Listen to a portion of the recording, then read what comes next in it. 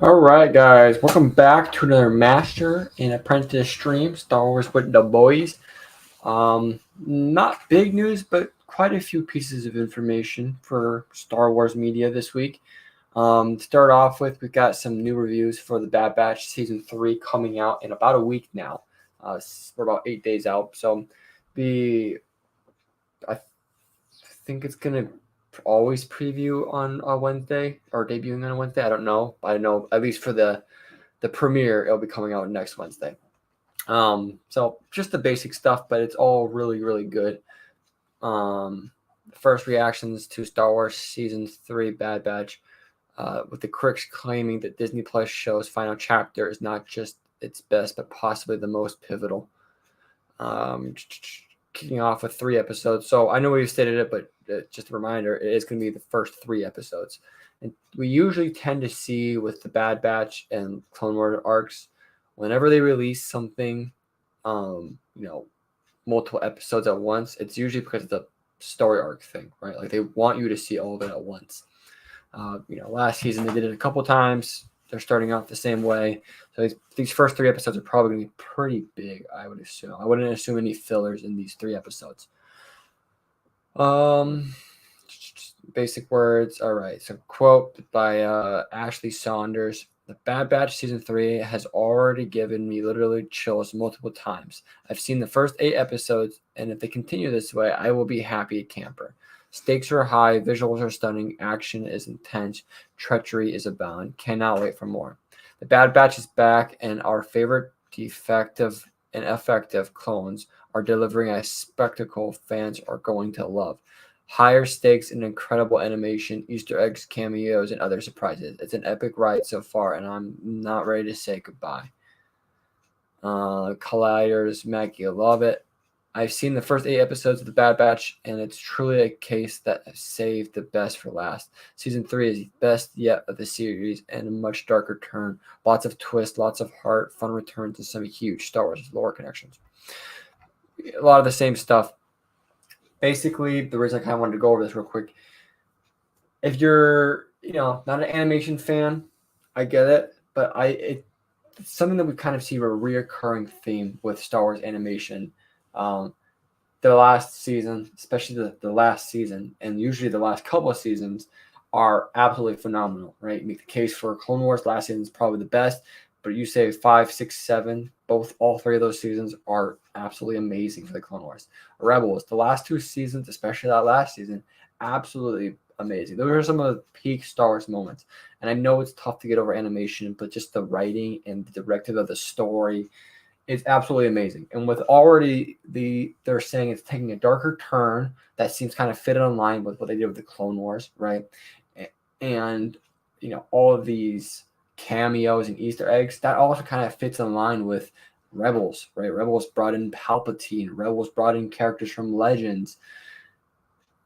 I'm super excited about this. It's not the end of the Clone Wars era necessarily, but it is in a way, right? We're probably not going to get anything like this. I mean, the only thing we're really going to get like this is going to be like Tales of the Jedi, but that's it. Animation in this kind of way, in this time, is pretty much going away with this last season. So this is big for Star Wars fans. I'm excited. I loved season 2. Season 1 was great, but it was kind of a sleeper. Season 2 was even better, but it had some sleepers. I expect this to be blazing. I expect this to be absolutely fire. I'm expecting a couple fillers in there. Not gonna lie, it's 16 episodes, but nonetheless, I think it's gonna be an absolute banger. Oh yeah, I mean there's many of these series that have come out. Many Disney Plus series for Star Wars that have come out. I got my hopes up, and then I've been shoot, this is not as good as I thought it was. Andor, I mean Obi-Wan Kenobi for the most part, but I don't think I was even remotely disappointed with Bad Batch season 2. I don't know if I was disappointed with Bad Batch season 1. Like this stuff was amazing, and then I don't know how crazy these Star Wars critics are about the lore, but they're saying there's good Easter eggs, which makes me think that they know what they're talking about, which makes me hyped up for it. I haven't been disappointed with the last 2 seasons. I have no reason to come in with low expectations for this. I cannot wait to watch the first 3 episodes next week. I think it's going to be an absolute banger. Yeah. And then I just saw this article, so I'm gonna go ahead and confirm it. Yeah. So it looks like it's going to be Wednesdays. So there you guys have it. And it looks like they're going to be doing the same thing they did with the last time, where at the middle point, they're going to drop 2 episodes. It's kind of actually a little bit earlier on, but You got 2 double drops.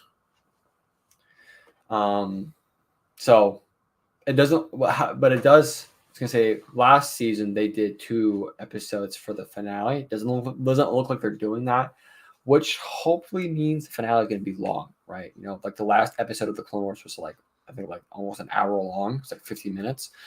We'd probably be saying something like this too. The same thing with Rebels. I think the last episode of Rebels was a little bit longer. So it's gonna be great. I'm super excited about it. And then Star Wars just teased Baylan Skoll's potential return. I already read this earlier this week. Pretty much, it's just saying Star Wars is going to be open to recasting, because they were kind of deciding if they wanted to do like what's the word? Not animation, but CGI. CGI, but like they did with Tarkin, right, in the Rogue One film, or like they did with Luke in The Mandalorian. They were deciding if they want to do that with Baylan Skoll's character, or if they're going to just reshoot. They said they're open to doing the reshoot, which is good news in a way, because they've been completely closed off of that since the Solo incident. They pretty much blamed the downfall of Star Wars movies because of Solo, because they think that Solo was bad because they reshot Harrison Ford into a different actor, right? At least they're open to an idea. Nothing crazy big with that, but it will be interesting to see how they approach that for sure. The other thing is we were talking about it last week, but talk about it again this week, obviously. Yesterday, this is an article off of Bespin Bulletin. If you guys want to check that out, it already released earlier this week, so it's nothing crazy new. But yesterday, during a Disney earnings call, so it's usually, by the end of every quarter, right? We're about to end, almost at the end of this quarter. They kind of do the earnings call, talk about upcoming projects, get investors ready, right? Sorry, it's almost the end of the quarter for the fiscal year, not the quarter of 2024. We're still in February, obviously. That might be confusing. I just thought of that. Anyways, with that, we made a handful of announcements for project release dates, right? And they didn't give actual release dates, but just kind of broad spectrums of when we should expect things. A bunch of stuff like Frozen 3, Toy Story 5, Moana 2, Zootopia 2, a lot of sequel stuff. And then one of the few things that was an original was The Mandalorian Grogu, and it was said to be released in 2026. That's great. They said they have another Star Wars project coming out 2027 December. That's probably the Rey movie. Yeah, I mean, this is kind of what we said. We said hopefully 2025, but more than likely 2026. I think the only unfortunate thing is it's going to be late 2026. So it's pretty much 2027, right? Which is unfortunate because it's later than any of us wanted. It says it's potential of May 2026. Sorry, let me read it for you guys.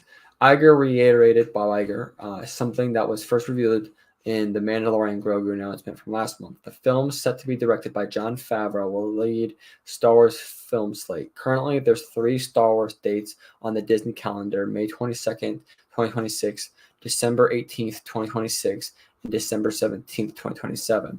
Lucasfilm or Disney have not publicly committed to what Star Wars projects will release on what date. I have a feeling, and I've been hearing around rumors, that they're not going to be putting out 2 movies in 2026, right? They're going to be putting out a feeler. Whether they put it out in May or in December, who knows? Hopefully May, obviously, right? Sooner the better. But I highly doubt they're putting out 2 movies in 2026. It just seems more than unlikely, right? But at least we know we're getting it in 2026, May or December. That's great. Yeah. And then Andor season 2 is done shooting, so we'll be seeing that like this fall, September or November, something like that this year. So about 6 months time from now. And then the last thing was Acolyte is kind of being confirmed for this summer. We didn't have it confirmed. We just knew it was coming out for sure this year. they're saying it's coming summer, which is great. We started to see a couple more pictures and leaks like that across the internet, which usually when we started seeing those kind of things, we can probably start expecting a trailer by maybe like May 4th or, celebration time. We'll be seeing a trailer hopefully for this. Yeah, I mean, I'm excited. It's a lot of announced dates and things that are happening up and soon. So I mean, it's even though we don't know, even though some of these movies like aren't happening until 26, it's good to have a date for them. And it's not a date like, oh, here's the random leak date. It's what they told their shareholders. So they said that there's going to be something that happens in May of 2026 and something in December 2026. It might not be a movie at all, but I'm not going to complain if they throw something else out like a third season of Tales of the Jedi. Like, it's good to know that we got these dates from a reliable source relatively early. I mean, there's not going to be any lack of Star Wars. What's it called? Any lack of Star Wars content from here on, because Bad Batch ends right as May begins. Like we got an influx coming, a constant flow right about when Bad Batch starts. So yeah. So I mean, it's gonna be exciting. Bunch of updates for sure. Nothing crazy big, but it's good to get some updates when we should expect things. And then I mean, definitely don't forget Tales of the Jedi season 2 is. That one's an easy project. That one I don't expect a delay. Once they announce when that's coming out, which they've already announced coming out this year, once that's announced, I mean, that's set in stone for sure. There's not going to be delays with that because that's easier than, a live action TV series. The animation and the voice acting. Voice acting's done with that. They just got to animate it and put it out. So don't forget we got that coming up probably first half, I would expect, of 2024. So there you guys have it. Let us know what you guys think down in the comments. Yeah. If you guys are listening, don't forget to hit that follow and download. If you guys are on YouTube, don't forget to hit that like and subscribe. And with that, we hope you guys did enjoy this. Don't forget to hit that like and subscribe. I just said that. I'm realizing that. And with that, we will see you guys in the next week stream. Peace.